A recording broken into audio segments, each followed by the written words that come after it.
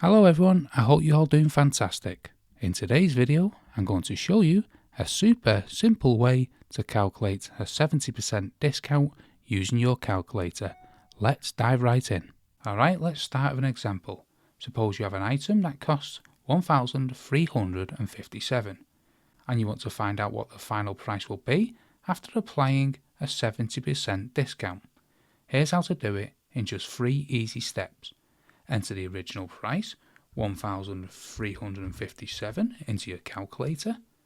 Press the multiply button and multiply by 30. Now, you may be wondering, why do we multiply by 30? Let's break it down. When we talk about percentages, the total is always 100%. A 70% discount means you are paying 70% less than the original price. So, if you take 70% away from 100%, you are left with 30%.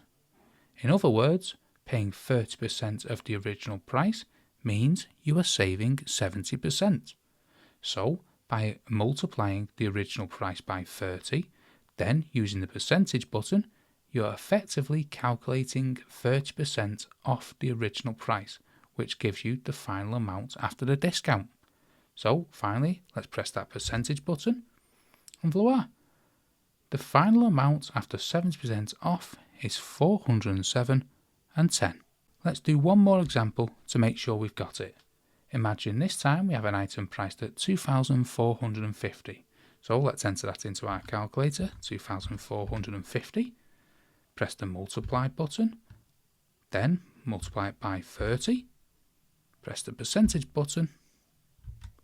After 70% off, the final price comes out to be $735.